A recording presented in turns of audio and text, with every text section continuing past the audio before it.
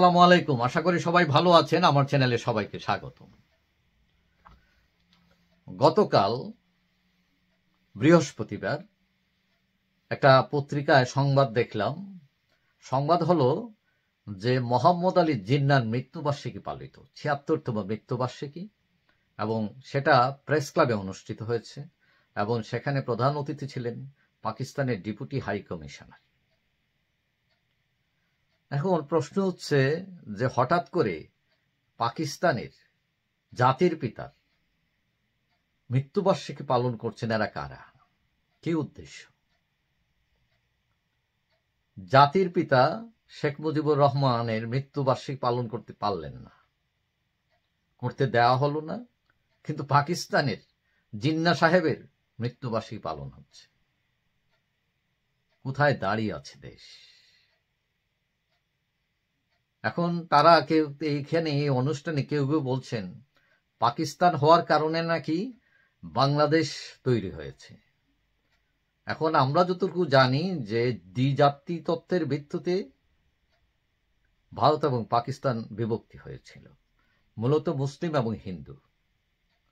কিন্তু আমাদের পূর্ব পাকিস্তান এবং পশ্চিম পাকিস্তানের ভৌগোলিক দূরত্ব, ভাষা, সংস্কৃতি এগুলো অভিন্ন ছিল না। তারপরেও আমরা ওইখানে ছিলাম। আমাদের রাজনৈতিক নেতাদের সেই রকম কেউ শক্তিশালী ছিলেন না জিন্নাহর সাথে ফাইট দেওয়ার মতো, যার ফলে জিন্নাহ যেটা চাইছিলেন ওইটাই হয়েছিল এবং আমরা অনেকটা ভিকটিম, আমাদের কোনো সে ছিল না ওইখানে। এখন তারা বলছেন পাকিস্তান হওয়ার কারণে বাংলাদেশ হইতে পারছে, পাকিস্তান না হইলে আমরা কি হইতাম, মানে ভারতেই থাকতাম, আমাদের উপর নিষ্পেষণ হইত। আমাদের সাথে কি নিষ্পেষণ কম হয়েছে নাকি? ৭১-এর কি হয়েছে? ৩০ লক্ষ লোক মারা গেছে, ২ লক্ষ বোনের ইজ্জত হানি হয়েছে, এটা কি কম হয়েছে? এখন এখানে মূল প্রবন্ধ পাঠ করেছেন ডক্টর মুস্তাফিজুর রহমান। তিনি উপদেশ দিচ্ছেন যে পাকিস্তানের সাথে সম্পর্ক আরো গভীর করার জন্য। আরে ভাই, শুধু পাকিস্তান না, তিনি পাকিস্তান এবং চীন দুই কথা। মানুষ এখন সবাই ঝুঁকতেছে যে আমেরিকার সাথে ইউরোপের সাথে কেমনে সম্পর্ক ভালো করা যায়, কারণ এরা হচ্ছে এখন বড় শক্তি, খালি সুপার পাওয়ার না, অর্থ। কিন্তু তারা এইগুলা রাইখা হঠাৎ পাকিস্তানের এত ঝুঁকলেন কেন? এখন কথা হচ্ছে জিন্নাহ সাহেব পাকিস্তানের নেতা ছিলেন এক সময়।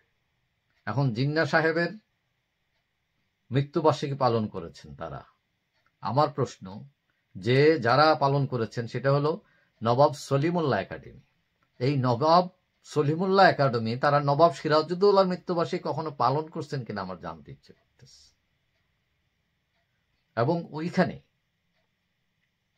উর্দু ভাষায় গান গেয়েছেন, কবিতা আবৃত্তি হয়েছে, এবং সেখানে একটা ভিডিও দেখানো হয়েছে 1 মিনিট 17 সেকেন্ডের।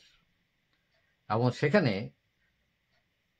বলা হয়েছে, একজন বলেছেন যে 15-16 বছর পর উর্দুতে কথা বলতে পেরে তিনি খুবই আনন্দিত, এবং তার পূর্ব প্রজন্ম তারা সবসময় পাকিস্তানের কথা বলতেন, পাকিস্তানের স্বপ্ন দেখতেন তারা।